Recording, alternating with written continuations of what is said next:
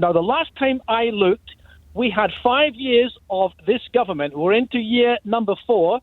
Now, if people don't like the measures that this Conservative government are taking, Tom, they have a simple solution in 12 months' time to make it known in the ballot box. Oh, they will. They definitely will.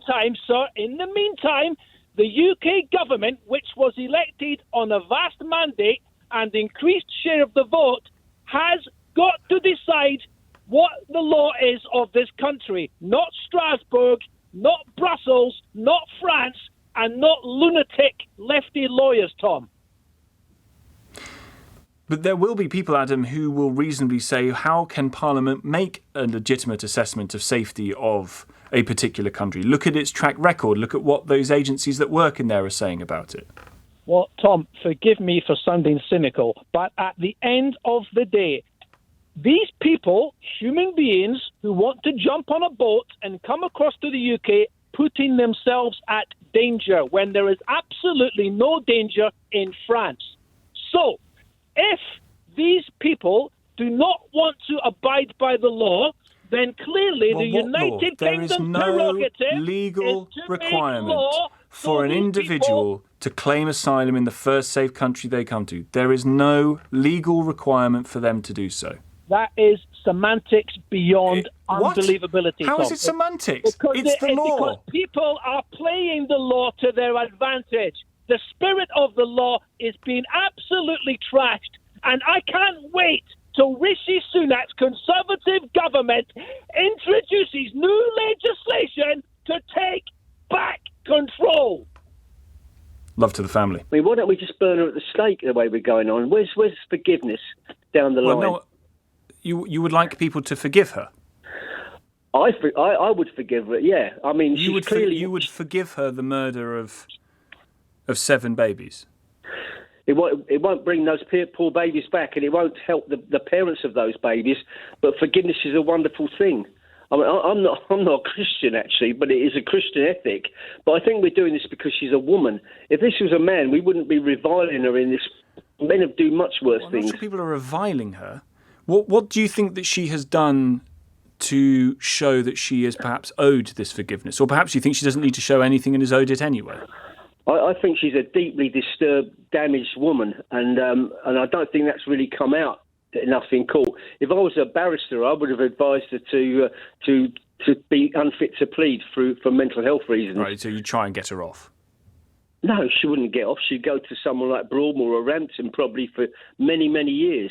What would you think, Barry, if a family member of the victims said that they couldn't possibly forgive her? Not in a month of sun, for the rest of their life, would they be able to forgive her for what she did?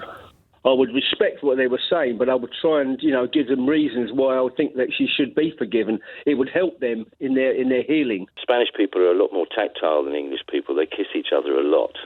Men kiss men, women kiss women, and it's not a problem. I think we're blowing this out of all proportion. I don't agree that he should have kissed her on the lips, and that is unusual, but in view of the fact that the Spanish are generally more demonstrative in their passion, then I think that, we should just say, well, he's obviously made a mistake. He didn't mean to. If the woman concerned hasn't complained, that's fine. He did mean to. He meant to kiss her, and he did. Well, he did kiss her, but did he mean to kiss her on the lips? I mean, that was a moment of that was an error, and it may have been that he just made a mistake at that moment in time because he was overcome by the situation. Oh, but yeah, but it's not an excuse. He's a grown man, for God's sake, Philip. He doesn't need. Oh, I was so excited, I just couldn't help myself. Crazy. That's a very good point, but it's not. I mean, English people look at it in a different way. That's my point. Well, We're quite rigid in comparison. So you're less likely to kiss someone if in Spain, in England. So it's more likely that if this happens, it's more deliberate because we're just not used to doing it. In Spain, they do it quite a lot. Stay there. Here's Anna in Hendon. Anna, what do you make of it? That's all I've got to say. Kissing is one thing. I mean, I've lived on the continent where people kiss each other on the cheek, or 2 or 3 times even when they're being effusive. But on the lips, I'm sorry, that's a sexual act, and it's an example of a man feeling that he's entitled to do this to a woman. I think it was disgusting. Philip? Oh, I disagree entirely. I think it's just blown out of proportion.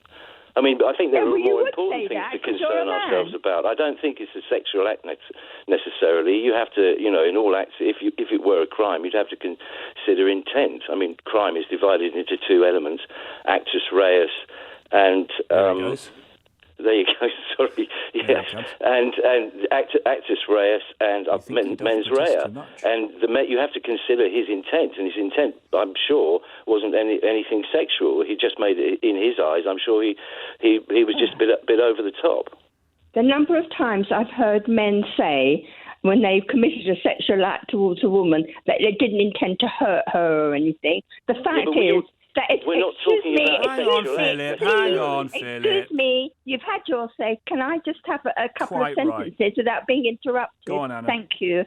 The fact is that it's an attitude of that a man is entitled to do that to a woman. I'm saying if he kissed her on both cheeks 2 or 3 times, nobody would have said anything. If he'd hugged her, nobody would have said anything. But to kiss someone on the lips is actually a sexual act, and it only works because a man is doing it to a woman.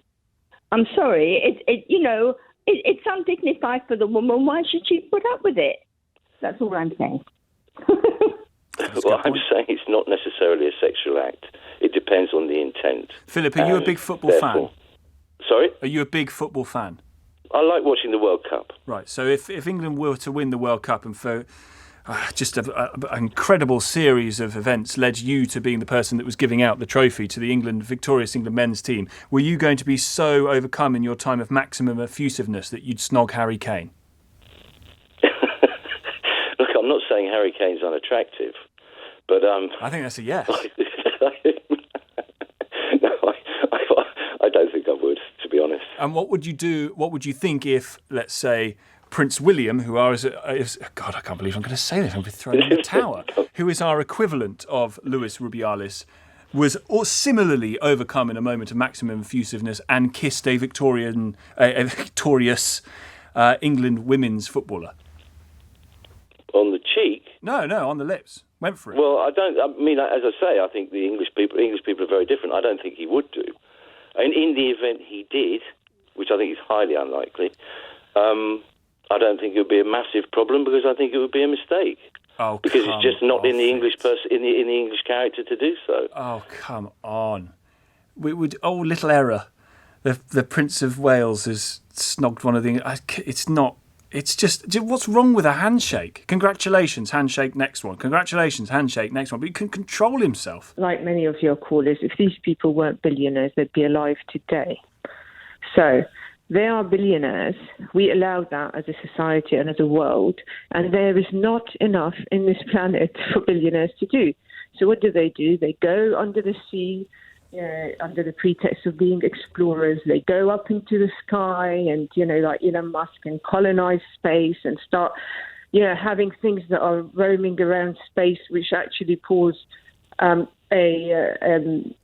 hazard for the countries who've got space stations. We just don't have enough for billionaires to do. So why have them? And why is everybody paying to try and rescue them? Oh, Sam, we had a pensioner, Give it a rest. You think because of the amount of money in their bank account, they shouldn't have been looked for? Died out of cold in this country in January. An 87-year-old pensioner died because she couldn't. So what? So Sam, you think because these people are incredibly wealthy, you think what? Good. They shouldn't have been looked for. They should have been left down there. No, they should be looked for. But all right. Well, hang on. You said that they shouldn't be. They should be, but we shouldn't pay for it. It should be arranged by the private company. And at what point would you decide that these people needed to pay for their own rescue? How much money do they need to have before the state goes, no, thank you? Okay. So when we have no money to give to pensioners to heat their houses, then private companies like this shouldn't exist. Sorry, but the government has spent 2 years handing out money to people. We can argue about whether it. We can argue about whether it was enough. Why should I pay for this fun? It's fun. It's like paying for people to go to a fun fair. Why should I pay You're not paying for it? for them. My taxes? They paid for it. You are not paying for them. They paid for the trip, but when things go, the trip already, the company has said this is extremely dangerous. Yep. It is high risk. Yep. You could lose your life. Yes. And we allow this to happen. Why are we allowing this to happen? Well, people do things that could risk their lives, are very dangerous all the time. No, I'm sorry, not to this extent. To send somebody down under the water. Okay, so because they've been sent down under the water, it should be illegal to go down under the water. What are you talking about, Sam? Yeah, of course. This trip costs £200,000 per person, and the rescue effort. How much does it cost? You tell me. How much was it? Was the rescue effort? Okay. Why should anybody be paying for this? There's no scientific reason for this. Is there a scientific reason? Is there something that humanity can benefit from this? You don't think people should get rescued if they're very wealthy? No, I said that's not what I said. Come on now. They should pay for their own rescue. How would you like that to have happened? How exactly were 5 people who at one stage were thought... Hang on, no. At one stage they were thought to be trapped in this tin can, banging on the ceiling to try and get someone's attention many thousands of foot above their head. How exactly are they going to wire transfer some money to pay for their rescue? No, it shouldn't. It shouldn't be like that. It shouldn't be like... Well, you've put that forward, Sam. You've said they should pay. So if at you would what like stage to listen, would you like them to pay? I'd give you the answer how they should pay. Would you like to hear the answer? I'm all ears. Okay. So once you have already contractually agreed to go underwater in this condition, under these risks, the contracts that have been done, and we've heard all about it, okay, they knew how risky it is, already there should be a rescue effort ready. And that rescue effort should be part of this expedition. It shouldn't be something that's an afterthought when it's so And would risky. you say that for anyone who gets into what could be dangerous, rickety craft? Okay, so anyone who puts themselves in danger on the water, in rickety crafts, who are making life difficult for themselves, they should take out a contract to prepare for their own rescue. Well, have you seen a contract like this before? Because the contracts that were discussed on the news yesterday, nobody's ever seen anything like it. It's almost like you're going to die and there's no rescue effort already in place before they even go down. You probably wouldn't want to hear what I think because I'd be a bigot and everything else. Right. But as long as you have enough about you to realise that you might be a bigot, you can say it if you like. I mean, I'll be honest with you. I'm a hard work. I think I'm a hard-working guy. I pay my taxes. I struggle like everyone else. Mm-hmm. I would turn them around and tow them back to wherever they come from. Sure, that's okay. But, I don't think that's racist or big or anything. I just think it's the truth. It's your view. It's what you'd like to do. It's just currently a legal impossibility. That's the only problem. Well, yeah, I think they should make it a legal possibility. Well, they tried, but they can't do it. It turns out and also the international laws of the sea are international. Yeah, I mean, the Gillette thing is an utter joke as well. It's terrible. But, I just wanted to put my view across. But if your view is, Joe, something that isn't going to happen and doesn't look possible, what else have you got left about what to do about this other than to pay for it? And to be honest, sir, you're paying for it anyway because you're paying God knows how much more now for the hotels that people are having to be put into. And you would pay, Joe, even more to send people to Rwanda.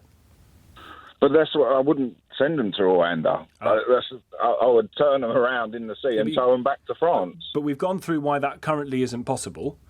But I hope, Labour, Conservative have got none of my vote anymore. I mean, I'll probably vote, and I'll be honest, I'm in the building trade, and 90% of the people you talk to would vote for a side that would do something like that. I hate to say it. Joe, I understand it. It's simplistic. It's easy intellectually to think, well, if they come here, just take them right back. The reality is it's really not as easy as that, or as simple to go, well, we'll just ignore the international laws of the sea and just do it ourselves. Plus, that's before you get into any sort of moral conundrum about it. But how did Poland do it? What do you mean, how did Poland do it? Poland don't take any in. What do you mean Poland don't take any in? Poland don't take any... Anyone that comes over there, I was watching the president the other night of Poland, and he was saying that we won't allow it. Poland takes asylum seekers and refugees. The president last night said we will not allow it. They don't come in. Well, I'll have a look at it, Joe. I will. I haven't seen that. If that's the case, I'll have a look at it. But it was a couple of days ago I saw it. The president of... But Poland has definitely taken asylum seekers and refugees because it's under a convention in which it says that it has to. So I'll take a look at it and see what he said and what he was referring to and come back to you. Okay, you're in your 30s, mate, but the way you're talking, it's as though you resent people getting a pension. The government have already put the retirement age up for my wife from 60 to 65. Then they've increased it again to 67. They're talking about age 70. And all you're doing is... How do you think I feel? I'm the one working to that age. Hey, listen, when you were born, mate, I was working and I was helping to pay for your mother to receive benefits. Yep, absolutely. Yeah. I agree. So there you go, mate. There you go. So stop being selfish and only thinking of yourself, which, by the way, you're probably on a good way of doing this job. No disrespect to you for that. You've achieved what you've achieved. But you'll have a private pension on the go already from your employer. Nope, no private pension from my employer because I don't have an employer. I'm self-employed. So if I have a pension, it's a private pension. I'm not auto-enrolled as no one who's self-employed is, except I pay the tax of an employed person, but let's not get into that. Yeah. Colin, where you're wrong, sir, with the greatest of respect for all the help you gave my mother, where you're wrong is that, of course, I don't want to deny you your pension. Of course, I'm not bitter about people getting the state pension. I want to get the state pension. As I've said before, I'm arguing against myself. Saying that I think that the triple lock should be scrapped is making me, future me, poorer. So this is a thing that I don't think is going to be very popular, as is being displayed, but we cannot afford to pay for ever-increasing amounts for the state pension for ever-increasing numbers of people who are going to be of pensionable age. Right, let me just get a point in here. Go. Okay, right. You're saying that we can't afford it. No. Do you know how many times I've heard the government bailing pension pots out, private pension pots? It was done because of Liz Truss and Kwasi Kwarteng. It was done. Do a bit of research and you'll find that you and I, through paying our taxes to a government that couldn't run in a brewery. Mm-hmm. I omitted a word then because obviously I don't want to swear on the... I appreciate it. They couldn't run in a brewery, mate. Now, they're more than willing to hand our money out, left, right and centre, to people, multi-billionaires. There's one guy who's got 3 yachts, £500 million pension pot went missing. Guess what? Don't worry about it. We will bail the pension out. No, get hold of him, drag him back to this country, face trial, and sell one of his yachts. Throw the $500 million into the pension pot. Colin, I don't disagree. Not our taxes. So it can be afforded if this government didn't squander our money like they do. But why would you want taxpayers to help increase the state pension for people who can already afford it? They don't need an extra £800 a year. Why would you want the state, taxpayers now, to pay for that? Right. My argument is the money is there, and I've pointed 2 things out there already. Now, get the money back from all the dodgy contracts that they've handed out. Sure. Do not bail out Thames Water to the tune of 15 billion. I agree with you, Colin. We're going to agree, but we're ignoring the point. The point is, even if you had the money, even if the money was readily available right there next to you, you were rolling around in it. Why should taxpayers now pay for an extra amount of money to go to already very wealthy people? What category do you put very wealthy people in?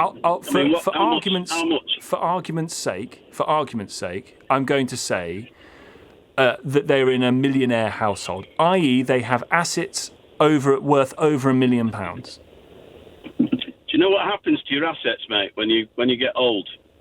If you get ill, like dementia, you end up paying £1,500 a week to a private company who are creaming it. That's the problem with this country, is there's too much milking of people's money. Now, if I was a millionaire and I had £1 million in the bank, guess what? I'd say no, I don't want my pension. But then again, if I was a millionaire and I had £1 million in the bank, guess what?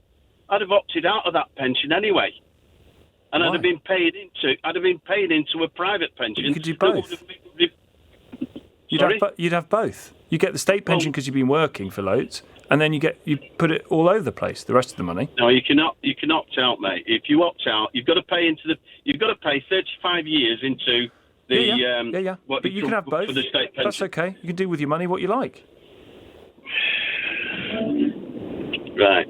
Look, the point I'm making is that you keep saying it's not affordable. It is affordable. This government need kicking out of power and somebody putting in who isn't under the thumb of billionaires. You're going to commit to a target for house building.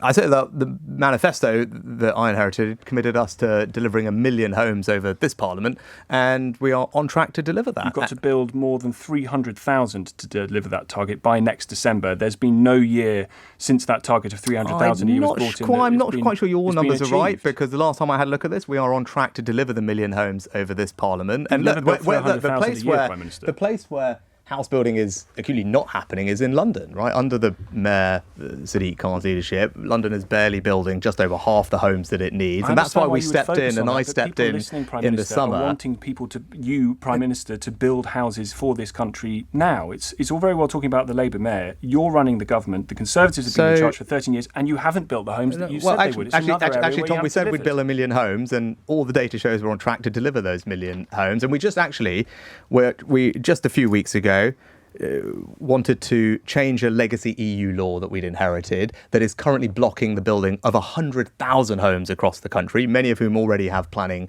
permission, and that was blocked by the Labour Party in the House of Lords. That is us trying to unlock house building across the country. As I said, homes which already have planning permission, a defective EU law, and at the first sign of a difficult decision, what did the Labour Party do? Yeah, they ran for the hills, right? And we are trying to the EU unlock is stopping those us building homes. It's a legacy EU law that is on our statute books. We need to pass a new law to correct it and unlock these 100,000 homes. They've been given planning permission all around the country. Now, we tried to change that. The Labour Party blocked that in the House of Lords. So if anyone wants to know, when push comes to shove, who's going to do the right thing for the long term of this country? Who is going to deliver the homes for our young people? We just had an example of that a couple of weeks ago. It was the Conservative Party and Conservative government that was trying to do that, and blocked by Labour in the House of Lords. Why do you and the Lily left LBC hit Lee Anderson so much? I don't hate anybody, John. You do. You do. He's only speaking for the silent majority who will never get a voice on LBC. Well, here you are. I mean, I don't know what... You're as bad. You're actually... I used to like you when you were on 10 o'clock at night, but you're as bad now as James O'Brien. I don't know, John, I've got no idea. So tell me what I've done wrong. You run down the Tory party all the time. Well, do you not think that there are parts of the Tory party, and indeed some of its record, that deserves quite significant scrutiny? And so does the Labour Party, but you never talk about that. Well, for one reason being that they're not in government, John. They're not in charge and haven't been for 13 years. Shut up. 2008, during the expenses scandal, you can laugh about all you want and take the piss in about all you want. 2008, the expenses scandal, there were 6 MPs sent to jail for the expenses scandal. They were all Labour. But you lot never talk about that. Well, there's a former Labour MP who's been sent to jail today about whom we're going to have much more information shortly. You're not talking about... I can only talk about one thing at a time, John. You're talking about Lee Anderson. Speaking to the majority of people who will never get a say in the Lily left LBC. Well, John, here you are on the Lily left LBC. Here you are on the... I mean, I'll bring it up once again. I'll bring it up once again. But LBC is the loony left LBC. It's very difficult, I think, John, to be described as loony left, having worked for the Conservative Party. And you know that. LBC is the loony left. Well, you keep saying that. I'll come back to the point. John, I used to work for the Conservative Party. So I think the idea that it is therefore somehow going to be completely and always... taking the mick out of the Conservative, or always holding up their record saying it's bad, I'm not sure is true. That's what LBC does. I don't... Again, I'm not sure... I agree with your diagnosis at all. Apart from me and Dale, there's only journalists now in LBC worth listening to. Well, I'm glad you listen. And I'm glad you feel that you've had the opportunity to make your point on the lily-livered, lefty, whatever, as someone who never gets on, and here you are making your point on national radio. I just can't see why you don't. I just can't see why you can't see that there is room for criticism for the Conservative government. Lee Anderson's on the Conservative government. He's a Conservative MP, and the little left hate him. And you think he speaks for people like me? And you would the silent majority. You would fat silent majority. You would wish that there would be greater representation of people like Lee Anderson with his views speaking for the silent majority within the Conservative Party. Absolutely. And what would that party be called? The Conservative Party. And the Conservative Party would, as its policies, say that, for example, nuisance tenants can go and live in a field in a tent and pick potatoes. You're picking potatoes now, fella. I don't know what that means. You're picking potatoes because you don't live in the real world. That's why. That's why you don't understand that. I can't be accused of literally picking. John, I appreciate the call. There are two human beings there. One human being is about to be killed, and there is also evidence that there is evidence that the person who has the abortion, the woman, that it's not doing her well-being any good either. But Brendan, you see what you've done here? You've slipped very, very easily into saying that women shouldn't be able to have a choice about whether they have an abortion. Now, that's a view you can hold. But what I'm saying is, if you come back to human well-being, it's a scientific fact that there are two human beings there, and they are only trying to save the lives. Yes, but the law determines the extent to which they are human beings, doesn't it? And it doesn't. The law doesn't create reality. The law does not create reality. It's a scientific fact. This is one of the problems we have at the moment. But you wouldn't say, would you? Oh, see, we're back at this. It's frustrating. You wouldn't say, would you, that from the moment of conception, that embryo is a human being, would you? It is. It's fact. It's a human being from the moment of conception. But it can't act as a human being. It can't be a full DNA code. It can't be a human being. It's just a very young human being, huh? It can't be a human being, can it? It could not exist outside of the womb. Well, I can't exist out in space. Does that mean that I'm not a human being? It's a complete fallacy. Sorry. Just repeat that question.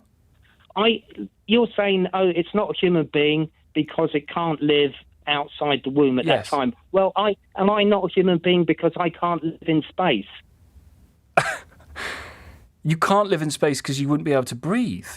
Exactly. Well, the child in the womb can't live outside because it wouldn't be able to breathe. Well, it wouldn't be. Yeah, but that doesn't make it any less of a human being. I'm still a human being if I can't live in space. But Brendan, it's a bunch of cells. It couldn't do anything outside of the womb. It would be dead. Well, but that doesn't. You're just saying like if I was at the bottom of the ocean, I'd be dead.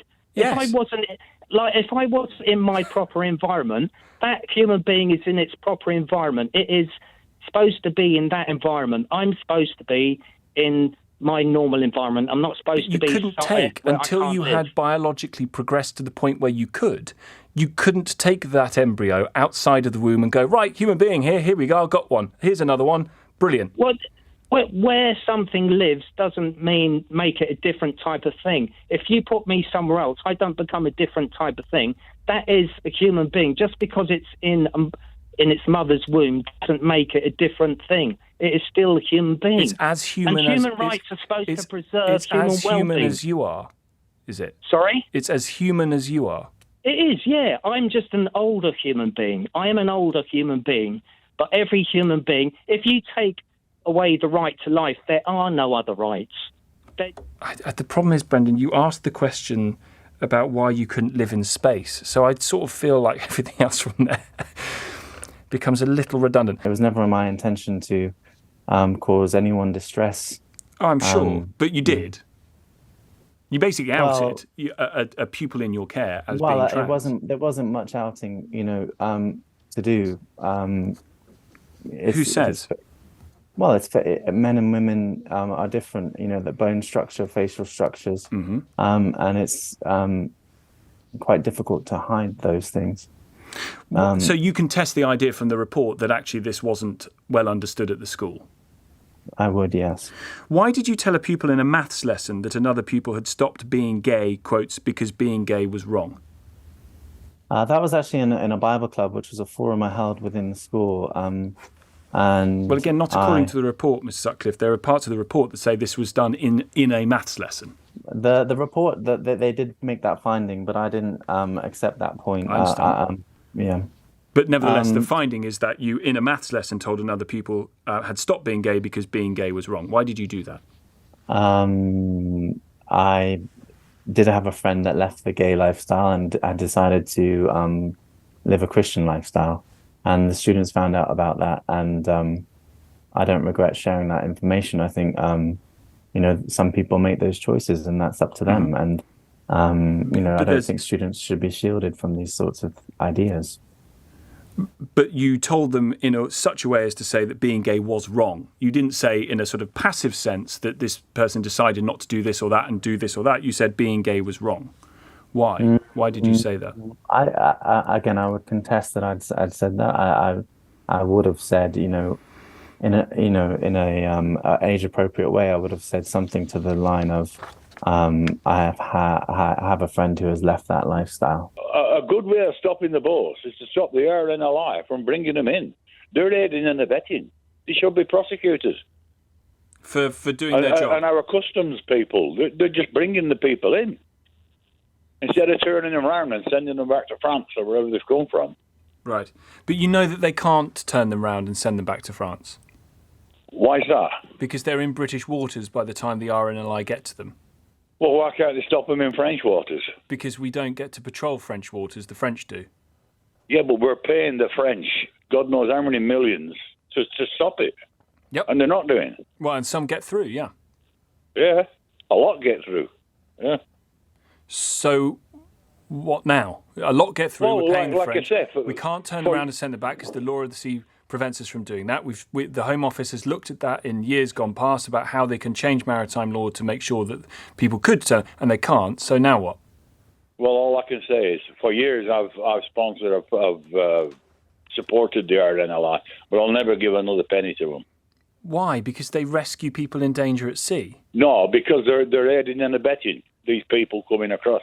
I don't want to see our boats bringing them people in. When there's people in our own country who probably needs rescue at sea or something like that, Right, so in your world, Les, the RNLI are not going to the call-outs of British people and are prioritising the call-outs of people who are trying to get here by boat from France. That's not quite what I said. I said they're spending too much time looking after the small boats.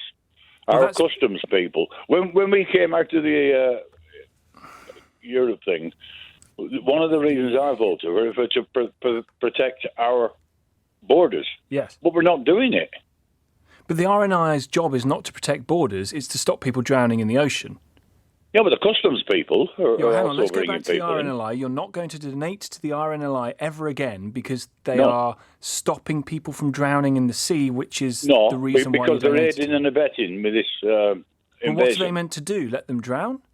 Well, what's the French doing? Why are we paying the French? You're not donating to the French. What are the RNLI meant to do? Look after our own people. Right. And does that mean that they allow for people to drown in the channel because they're not, quotes, ours? Well, they shouldn't be in the channel. Their job as the RNLI is to go and rescue people in water. No, we're an island. There's quite a lot of it. But if they can afford £10,000 or whatever it is to get onto these small boats, surely they can afford to come across legally. Well, they could they could try and get on a plane. They'd probably be stopped because obviously there's a lot of security at airports. So the only way they can get to this country is via a boat. But that's not the point you're making. You said that you're going to stop donating to the RNLI because they rescue people from the sea. No, because they're aided and abetting. That's what I said. Yes, and my question to you is, would you like them to stop rescuing people from the sea? I'd like them to stop bringing the small boats in. Even if that means them drowning? Well, they shouldn't be out there. Yeah, no, that's not the point. They are out there. They're coming in. You can't imagine the world as you'd like it to be and then rail at it when it isn't. We've got to deal with the world as it is. If they wasn't relying on the RNLI, then maybe they'd be a bit more reluctant to go in these small boats. Right, so refuse to go and help people drowning in the sea is the job of the RNLI. No, you're changing my words now. No, you're saying them. It's just I don't think you hear the consequences of the words you're using, sir. Well, obviously you've got your own views. I've got mine. Well, I've just got a view. There's no way I'm going to pay for the RNLI to go and bring people in. But I don't think my view is that the job of the RNLI is to go and rescue people who are in difficulty in the sea. Yeah, well, why are they in difficulty in the sea? Because they're in a rickety boat Because they've paid thousands of pounds to go into a little small boat to get into the sea. So the job then is to leave them? Yeah. Yeah, I voted to leave, and still would, if the question came up again. Why? Well, let's start from the top. If you look at the American USA flag, it's stars and stripes. The stars are arranged in this famous sort of lattice formation. Oh, God, Phil, I'm really sorry, my friend. I haven't got the time for that. Why would you vote again tomorrow to leave? Because there's, the stars were originally arranged in a circle on a blue background, exactly identical to the European Union flag, which it tells me there's a continuation of an ideology that's going on. Oh, for God's sake, Philip. I've got a book here by someone called Noam Chomsky. It's called Hegemony or Bust, subtitled America's Quest for Global Domination. Why do you think it's a coincidence that the European Union flag is an identical copy of the American Union flag as it was during the Civil War? Is that a coincidence? Or did the designers of the European Union flag say, well, that's a pretty pattern, let's adopt that? Or do you think perhaps, flags have a design to reflect the ideology involved behind the state or government involved? It's a simple question. Can I give you my answer? Go on.